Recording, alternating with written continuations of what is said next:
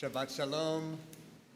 This is an evening of heritage and prayer, community and connectedness. As we join together to hear the classic melodies and voices of our Reformed tradition, and join together to combine all of our prayers together with these sacred memories and melodies. As we prepare to enter into this service together, I want to also welcome those of you that are joining us online by live stream this evening. If you've not yet had a chance to introduce yourself in the chat box, please do so now. We invite you to share your greetings and Shabbat Shalom wishes in the chat box. And for those of you that are here with us here in the Bear Sanctuary, I want to invite you to take just a moment now to wish a Shabbat Shalom to someone seated nearby. Shabbat Shalom.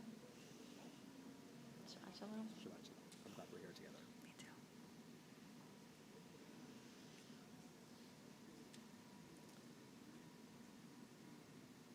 This evening of legacy and heritage extends deeply into the Zamberg family this Shabbat, as their son Simon prepares to enter into Jewish adulthood this weekend as he celebrates becoming bar mitzvah. And so I want to invite Simon up to the bima along with his parents Andres and Denise to light our Shabbat candles and offer the meditation on page 3 of your prayer books.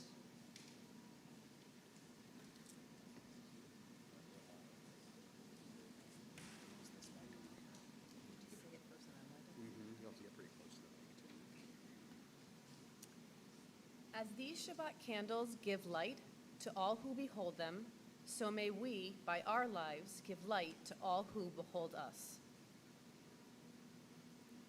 As their brightness remind us of the generations of Israel who have kindled light, so may we, in our own day, be among those who kindle light.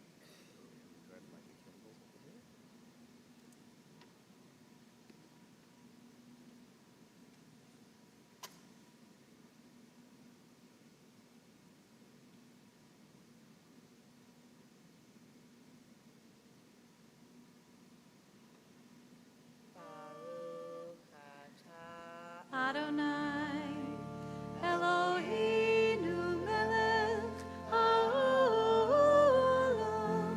asher kitshanu bemitzvotav, b'tzivanu, le'adlik ner,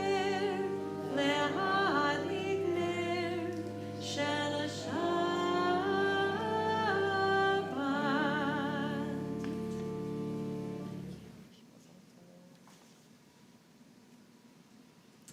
We welcome Shabbat like a bride with the words of Lecha Dodi that can be found on page 20.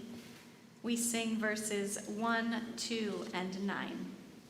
1, 5, and 9. 1, 5, and 9.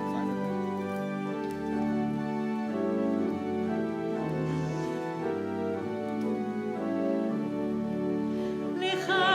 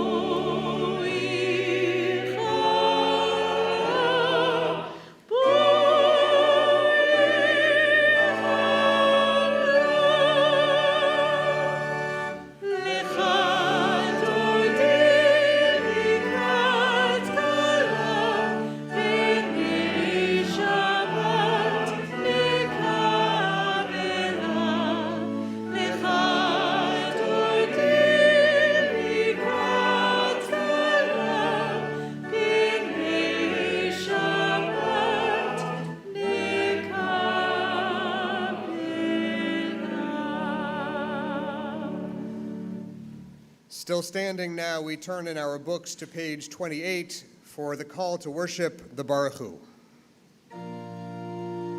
Baruch Hu et Adonai HaMevorach.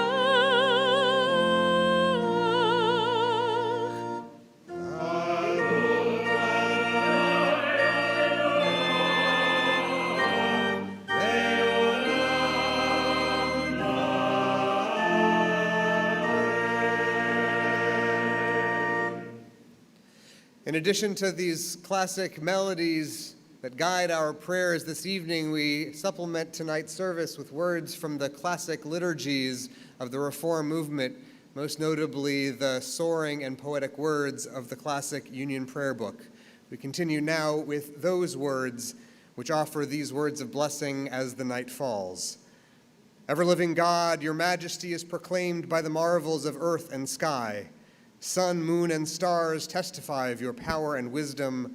Day follows day in endless succession, and the years vanish, but your sovereignty endures. Though all things pass, your glory will not depart from us. Help us to become co-workers with you, and endow our fleeting days with abiding worth. Baruch atah Adonai, Ha'ma'ariv Aravim. If you're able to read along with me with the words on the screens, we'll continue together.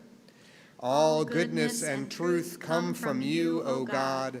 May no transgressions estrange us from you, nor error darken our vision of your purposes. Help us to discern your justice and more fully understand your will. In adversity and in prosperity, may your Torah be a lamp unto our feet, illuminating our path. May we labor in your service so that our deeds become a living hymn of praise to you. Baruch atah Adonai, Ohev Amo Yisrael.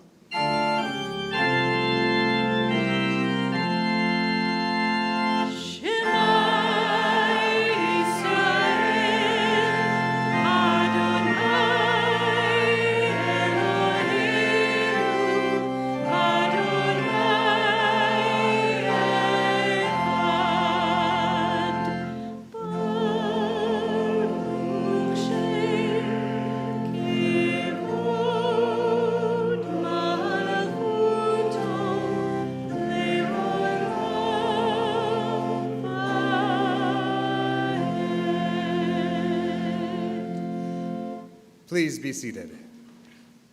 We continue on page 36.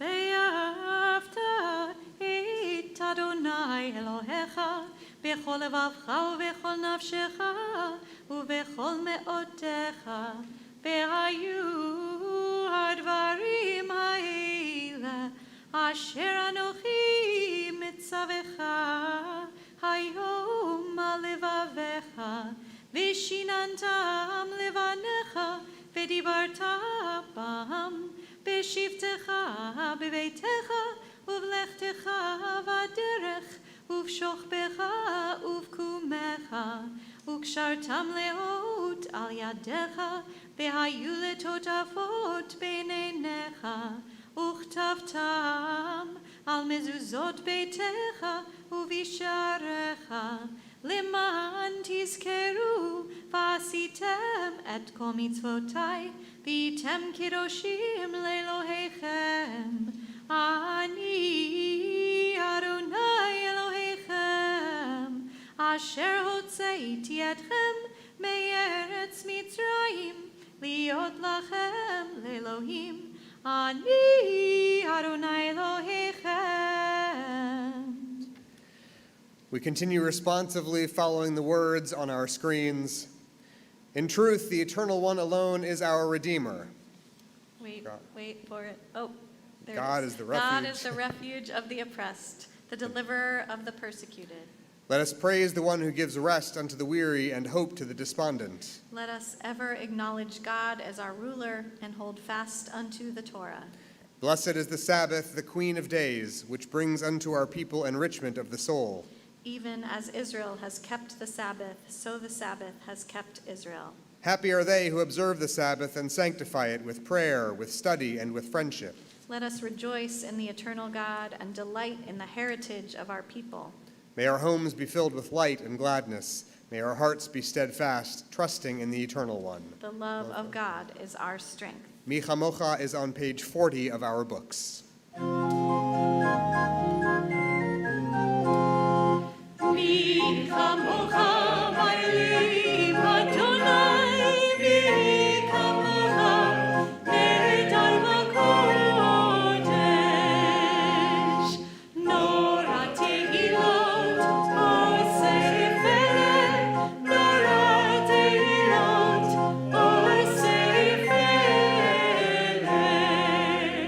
Malechutecha ra'uvanecha bokei olam lifnei Moshe uMiriam ze'inu v'amru Adonai Baruch, Adonai Baruch, le'olam va'ed. Yai, lai, lai, lai, lai, yai, lai, yai, lai, lai, lai, yai, lai, yai, lai, lai, yai, lai, lai, lai, yai, lai, lai, lai, lai. Yai, lai, lai, lai, lai, yai, lai, yai, lai, lai, lai, yai, lai, yai, lai, lai, yai, lai, lai, lai, yai, lai, lai, lai. Our Hashkivenu prayer, which is found on page 42. These words we often pray and sing in a melody that is sweet like a lullaby. And in this setting by Max Healthman, we acknowledge the darkness that is a part of this prayer, that is a part of our lives. And it makes the words that come after, this idea of the Sukkot Shlomecha, the shelter of peace, that much sweeter for acknowledging this darkness in our lives. And so we pray Hashkivenu together.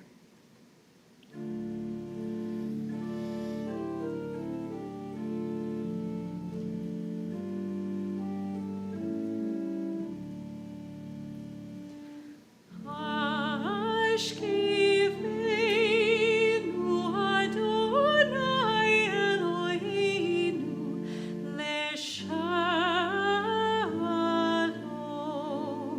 ve'hamidenu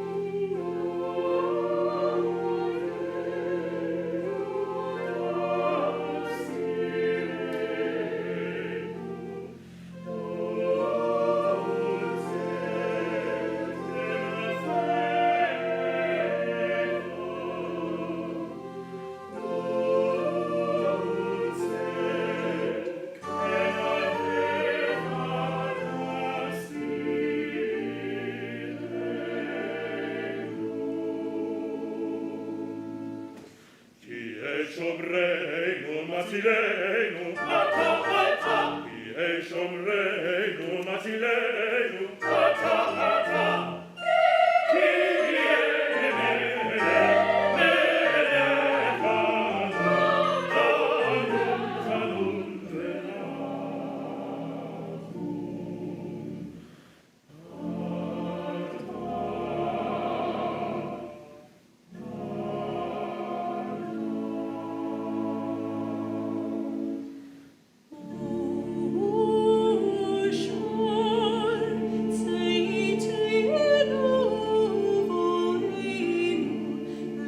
Kyrie מלך חנון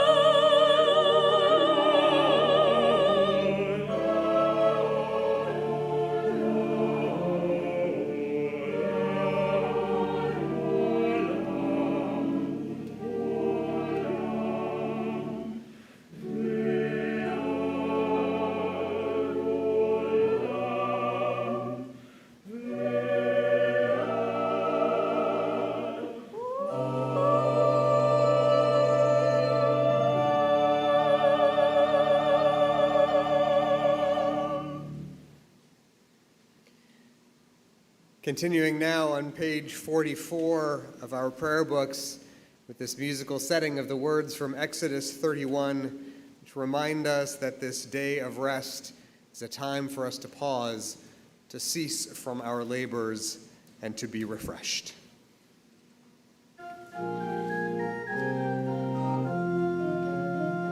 ושמרו בני ישראל את השבת,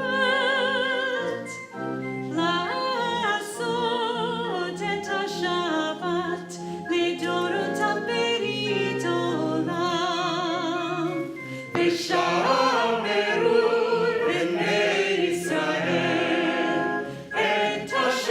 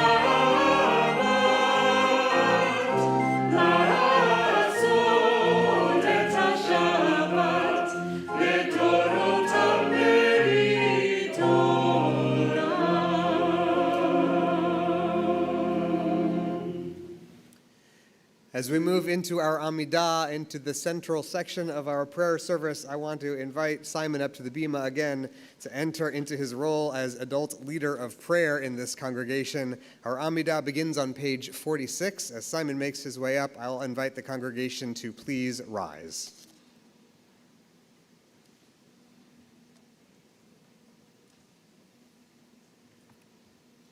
Adonai, Sifetai Tiftach Ufi Yagitecha. Adonai, open up my lips that my mouth may declare your praise. Baruch atah Adonai, Eloheinu, Elohei Avotenu v'imotenu, Elohei Abraham, Elohei Yitzhak, Elohei Yaakov, Elohei Sarah, Elohei Rivka, Elohei Rahel, Elohei Leah, Ha'el Hagadol, Hagibor v'Hanora, El Elyon, Gomel Hasadim Tovim, Bekonei Hakol, V'zoher Hasleavot B'imaho, Umevi Gula Livnei V'neihem, Leman Shemo Le'ahava, Melech Ozer U'Moshiach U'Magin, Baruch atah Adonai, Magin Abraham, Bezrat Sarah, Atah Gibor Le'olam Adonai, Mekayeh HaKol Atah Rav Le'oshia, Mashib HaRuach, Morid HaGashem, Mechokel Hayim Bechesed, Mekayeh HaKol Berachamim Rabim, Somech Noflim Veropei Holim, Umatir Asurim, Umekayem Emunato, Lishenei Afar, Mikamocha B'Gevurot, Umido Melach, Melech Memit, Umekayem, Umatzmiach Yeshua, V'nemanata L'Achayot HaKol, Baruch atah Adonai, Mekayeh HaKol. Atah kadosh, Shim HaKadosh, Ukdoshim b'chol yom, Yehallelu Kasela, Baruch atah Adonai, Ha'el HaKadosh. You may be seated. Okay, so you said, I thought you were telling me. On page 55 of our prayer books, may these hours of rest and renewal open our hearts to joy and our minds to truth. May all who struggle find rest on this day. May all who suffer find solace. May all who hurt find healing on this day. May all who despair find purpose. May all who hunger find fulfillment on this day. And may this day fulfill its promise. Baruch atah Adonai, Mekadesh HaShabbat. We'll continue on page 56 with this beloved setting of the prayer, Ritzeh.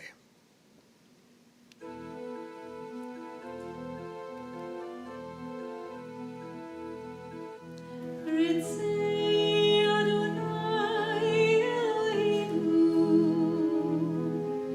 be'amecha Yisrael, u'tefilatam be'ahava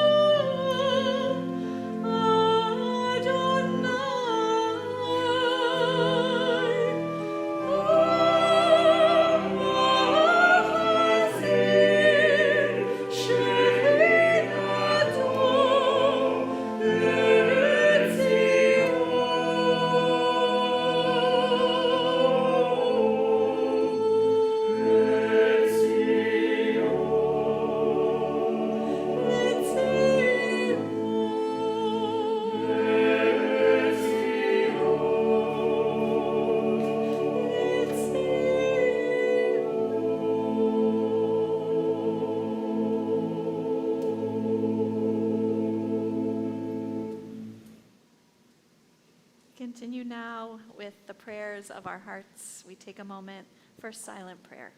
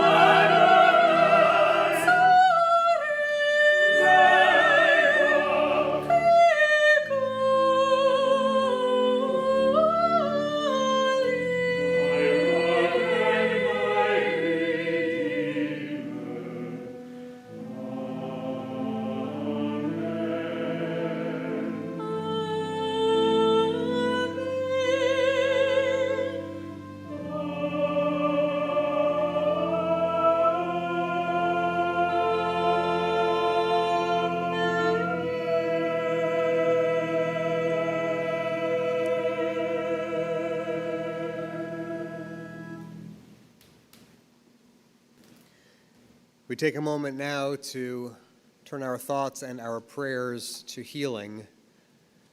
The words of the Mishaberach that we will offer together this evening can be found on your screens, but before we offer them together, we take just a moment to concentrate on the names of those members of our congregation who find themselves on this Erev Shabbat in need of healing and wholeness.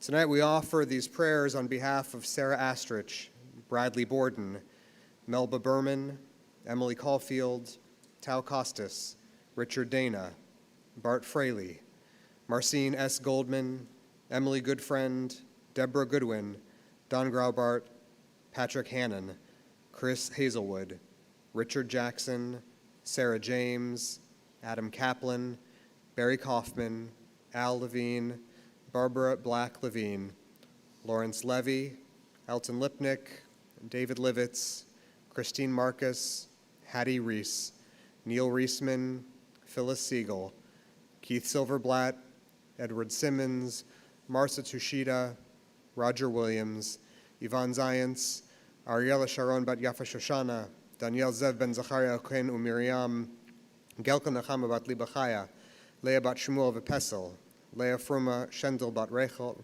and all who are suffering with afflictions of body, mind, or spirit. On their behalf, we sing and pray together.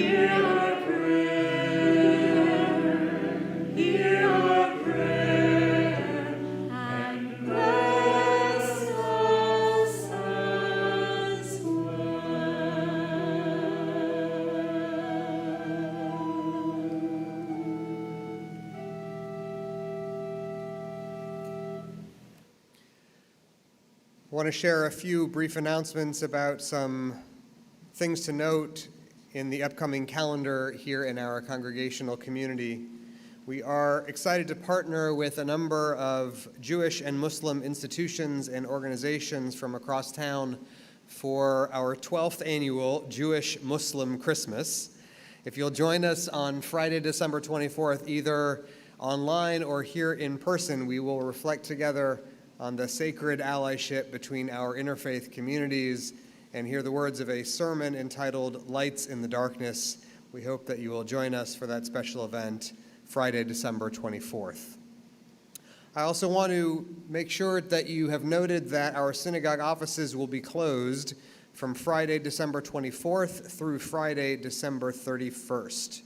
During this time, our staff will not be checking email or voicemail. Of course, if there is an administrative or pastoral emergency, we invite you to call the synagogue office and follow the prompts so that we can respond to you quickly. I want to offer our thanks to Simon and his family for having provided the challah and wine with which we'll offer our Shabbat blessings this weekend in honor of Simon's bar mitzvah. Thank you for your generosity and mazal tov on this weekend of celebration. Lastly, another note of acknowledgement and thanks. Those of you here in this room, and certainly those of you who are praying with us at home, rarely if ever get a chance to see Nathan Malik's face. Nathan is one of our steadfast and hardworking AV crew members who's been with us for more than 5 years. Nathan's skill and commitment and talent and dedication makes it possible for all of you to see us and hear us, sing with us and pray with us night after night and week after week. This Shabbat is Nathan's last Shabbat with us as he goes on to bigger and better things. We are so proud of him, wish him all the best in the next stage of his career, and thank him deeply and gratefully for all of his time and his service.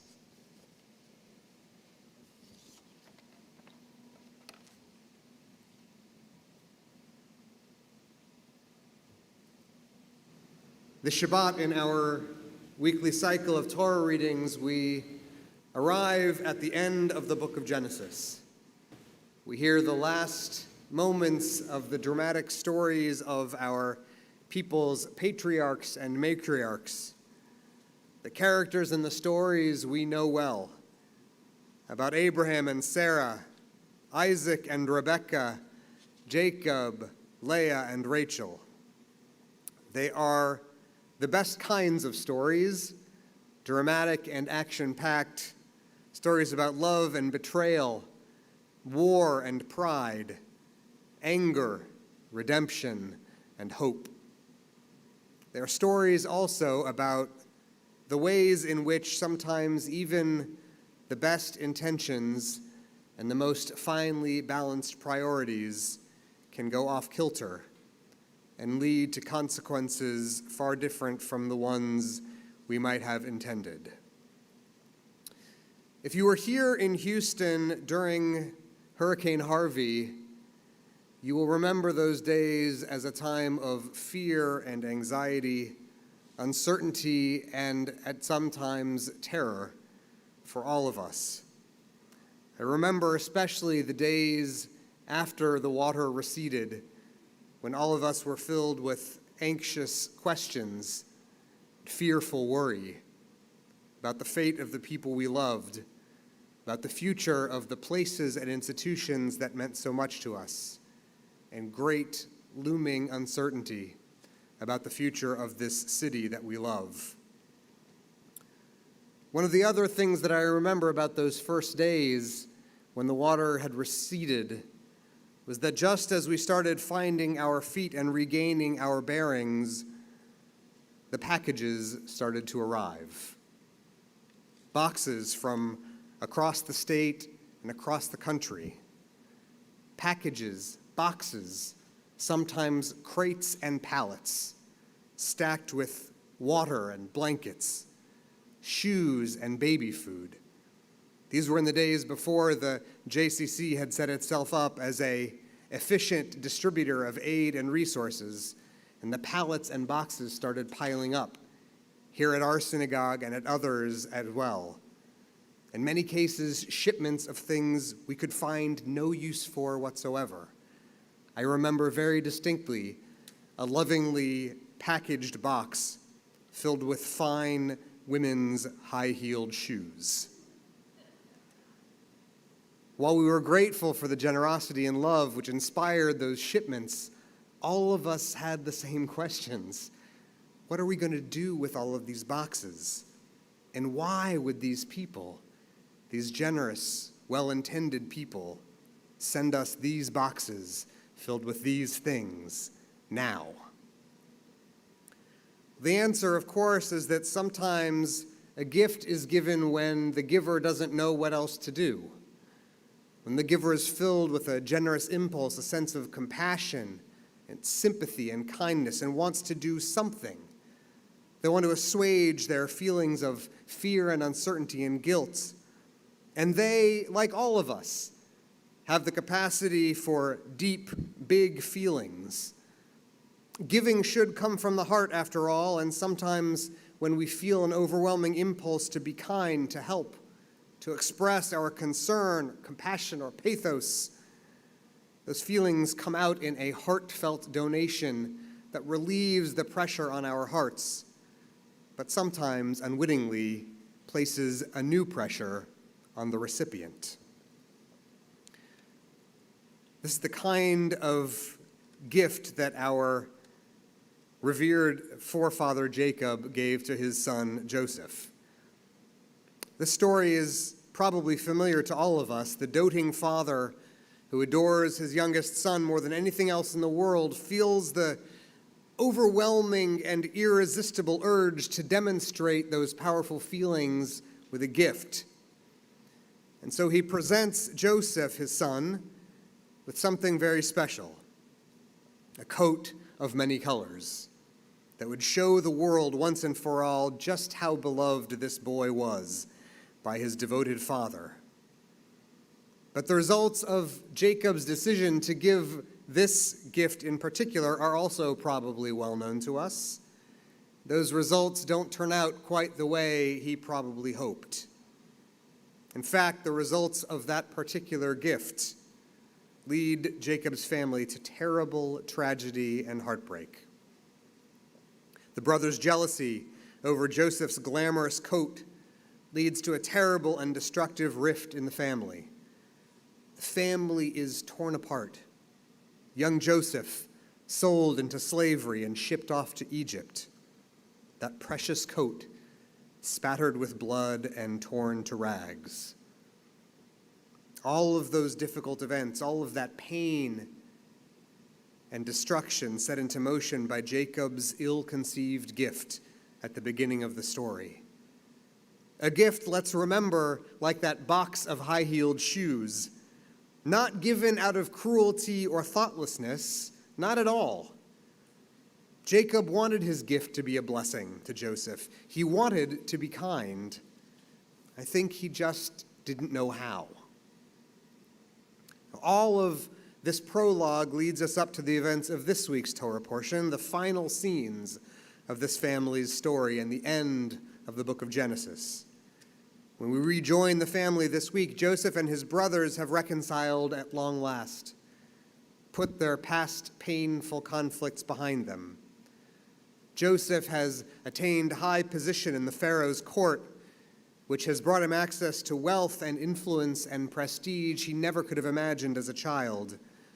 And in this week's portion, he is able to provide food, supplies, and financial support to his brothers who have come to Egypt seeking help from the famine that has ravaged the land of Canaan.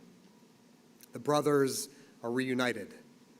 Their aging father, Jacob, brought all the way back from Canaan to meet them and reunite with his boys at last in Egypt. The family is back together. Tears are shed, embraces are shared.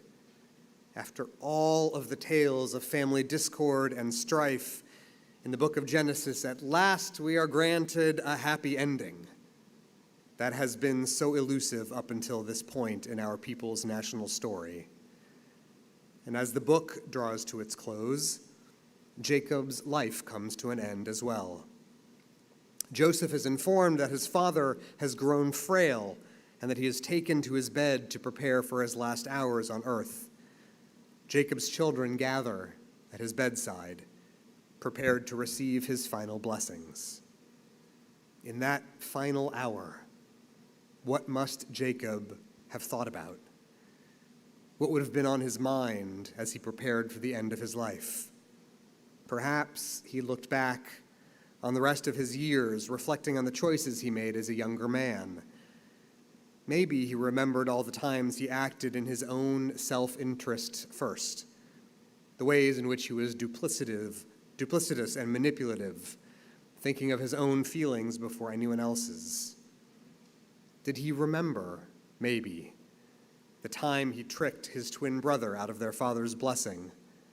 Did he remember the time he convinced Esau to trade away his share of their family estate in exchange for a bowl of stew? Did he remember the episodes of trickery and conniving with his uncle Laban, the endless acts of canny maneuvering in which he used every resource at his disposal to get the things he wanted? A blessing and a birthright, the bride he preferred over the sister to whom he had been promised, the love of his youngest son, bought for the price of a multicolored coat. These final moments on his deathbed are a time of great consequence for Jacob. As he prepares to breathe his last, it seems that he makes a decision. Something shifts imperceptibly inside him, and he resolves not to repeat the mistakes of his past, not to repeat the missteps that cost his family and his relationships so dearly. Like every biblical patriarch before him, Jacob knows that the final moments before he dies are a time to offer his final gifts to his family, to the sons and their families who will outlive him. But for the first time in his life, he decides that he's not going to do what he has always done before, to make it seem as though he's being generous, when in fact he's only offering a gesture of manipulation designed to look like a gift, but instead to aggrandize himself. For the first time in his life, Jacob decides that he will offer a real gift to his children. And that gift is his blessing to his 12 sons. For the first time, Jacob is capable of giving a real gift, one designed to meet the needs and unique characteristics of the recipient. Unlike the gift of that coat of many colors, given to help make himself feel better, to elicit the familial affection that had eluded him all his life, now Jacob is finally able to give a blessing, a real blessing, a gift that is genuine because it reflects an understanding of the recipient, who they are, and what they need.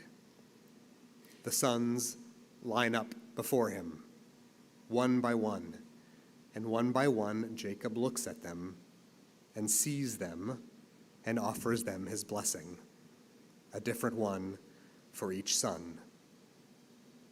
Zebulun shall dwell by the seashore, Jacob says. He shall be a haven for ships. Jacob knows that Zebulun will settle his encampment at the shore of the sea, and he blesses him with a future of shipbuilding and seafaring. Issachar, he says, is a strong-boned donkey crouching among the sheepfolds. He sees that Issachar will stand among his sheep and blesses him with the promise of full fields of grazing animals. Asher shall bake rich bread, he says, and yield royal dainties, blessing this son with a future as a baker of bread and pastries, the delicious products of his oven, feeding an entire tribe. What Jacob sees now at last is that all of his children are different, and their differences are not a liability, but instead a dear and precious gift. The gift that he gave to Joseph earlier in his life, that precious multicolored coat, was an evidence that he never really saw the other boys. He never recognized the things that they were capable of, and now he sees, with his last moments, that he can remedy this by seeing them honestly and offer blessings tailored to who they are and what they need.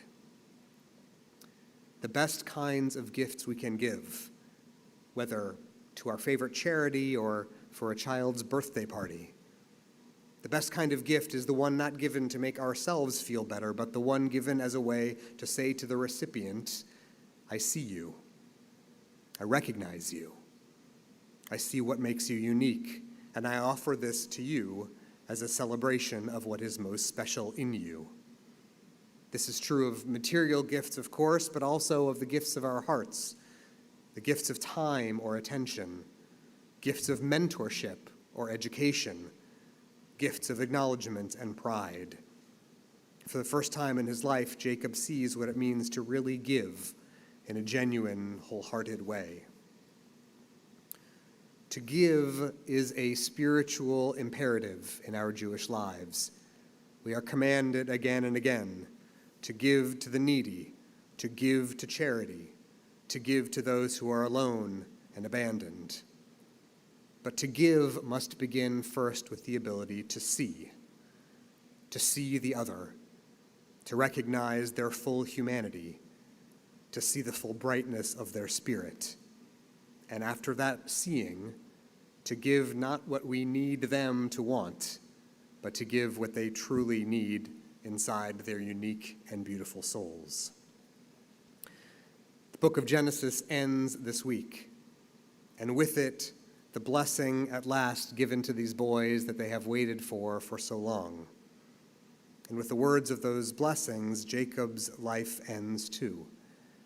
And as he goes, he offers the last gift of his life, the gift to us, the gift with which we, his descendants, learn what it means to bless, what it means to see, and what it means to give. Shabbat Shalom.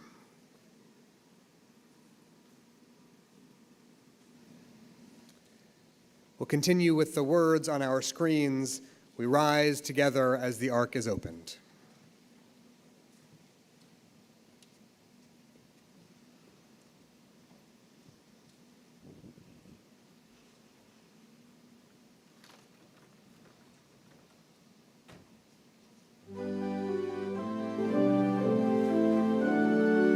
Let us adore the ever-living God and render praise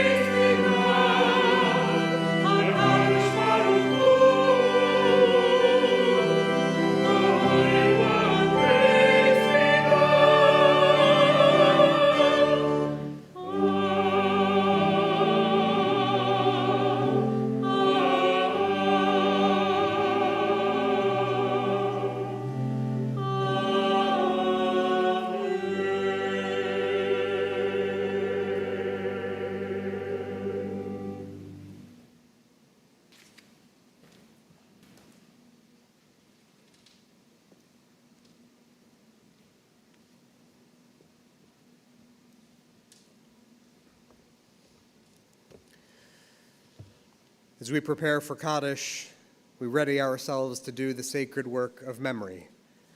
And so our thoughts turn to those who have departed this earth, our own loved ones, those whom our friends and neighbors have lost, the martyrs of our people whose graves are unmarked, and those of every race and nation whose lives have been a blessing to humanity. As we remember them, we meditate on the meaning of love and loss, of life and death. We take just a moment now to do the work of memory in silence.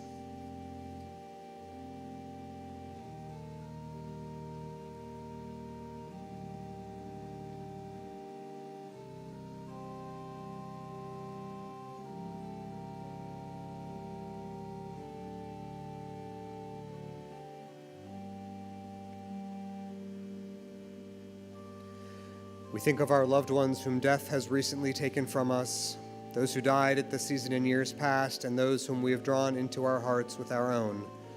On this Shabbat, our hearts go out in sadness and sympathy to the families of Edward Feldman and Doris Harris, laid to rest this past week. To their names, we add these, the names of those whose yahrzeits fall at this season.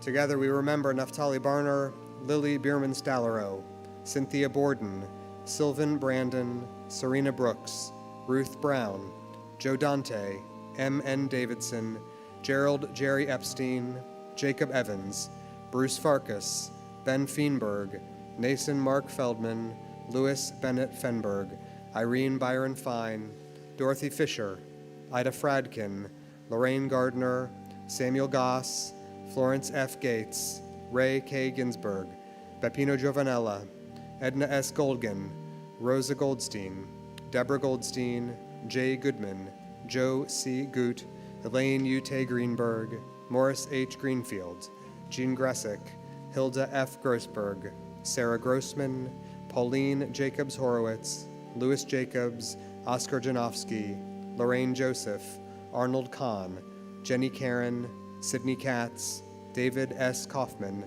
David Edward Kasdan, Norman Kleiman, Ruth Cobart, Howard Krantz, Julie Aronson Kronowitz, Elaine Kustoff, Solveig Leff, Melvin Lefkowitz, Barry E. Levine, Nathan Lewis Levy, Bernice Lipkin, Sadie Lipschitz, Alvin London, Karen Lowitz, Kenneth S. Markowitz, Louis E. Mayer, Sylvan Mellinger, Vera Milner, Jacob Mormon, Jerry Motley, Sophie Nadelman, Otto Nathan, Hyman Newar, Henry G. Pagel, Arlene Paul, Myra Perrin, Joe Pearl, Sylvia Daly Phillips, Sylvia Presser, Joel Reisman, Ellis Robbins, Michael Chaim Rosen, Sheldon Rosenthal, Louis I. Rosenthal, Della Stramer Rosenthal, Ruth F. Rubenstein, Philip Rubenstein, Irving Samuels, Sonia Schnoll, Goldie Schnur, James Sendroff, Sarah Sherman, Sam J. Schneiderson, Leah Ray Stepanoff, Abe Tartak, Eva G. Totter, Elaine Tenenbaum, Elsie Tenenbaum, Sydney Wallace, Martin Warren, Rose Flaxman Weiss, Sarah Elizabeth White, Bernice Wilkenfeld, Jesse Wilkenfeld, Marcielle E. Wolf, Madeline Liebman Wolf, Mindy Jo Wolochin, Bess D. Yellen, Esther Zalta, Yakov Zaretsky, and Irving Zlotnick. The memories of all of the departed are with us as we turn to page 294 and rise for the recitation of Kaddish, page 294. Yitkadal v'yitkadash shemei Rabbah, be'alma divrach chirutei v'yamlich malchutei, b'chayechon uv'yomechon uv'chaye d'chol Beit Yisrael, ba'agala uv'izman kari v'imru amen. Yehei shmei Rabbah mevarach be'alam ulolmei almaya. Yitbarach v'yishtabach v'yitpa'ar v'yitromam v'yitnaseh v'yitadar v'yitalev v'yithalal shmei d'kudsha barichu. Le'ela min kol birchata v'shirata tushbechata v'nechemata da'amiran be'alma v'imru amen. Yehei shlama Rabbah min shemaya lechaim aleinu ve'al kol Yisrael v'imru amen. Oseh shalom bimromav, hu ya'aseh shalom, aleinu ve'al kol Yisrael v'imru amen. Oh, say shalom, bimromav, Uyase shalom aleinu, be'al kol Yisrael ve'imeru. Amen. You may be seated. I'd like to invite Simon back up to the bima to lead us in the blessings of Kiddush and Motzi as we give our thanks for the food that sustains us and the fruit of the vine that gladdens the heart. Come a little closer to the microphone, okay? Baruch atah Adonai Eloheinu melech haolam, borei peri hagafen. Baruch atah Adonai Eloheinu melech haolam, asher kinishanu mitzotav v'ratzav lanu, v'shabbat kodsho b'ahava uvratzon hinhilanu. Zikaron l'ma'aseh bereshit, ki hu yom tehila lemikra'e kodesh, zecher l'tziat mitzrayim, ki banu v'harta, ve'otanu kidashta, mikol hamim, ve'shabbat kodshecha, ve'ahava uvratzon hinhaltanu.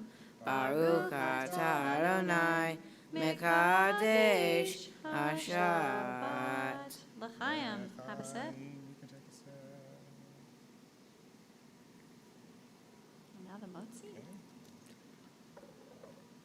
Baruch atah Adonai Eloheinu melech haolam, hamotzi lehem min haaretz.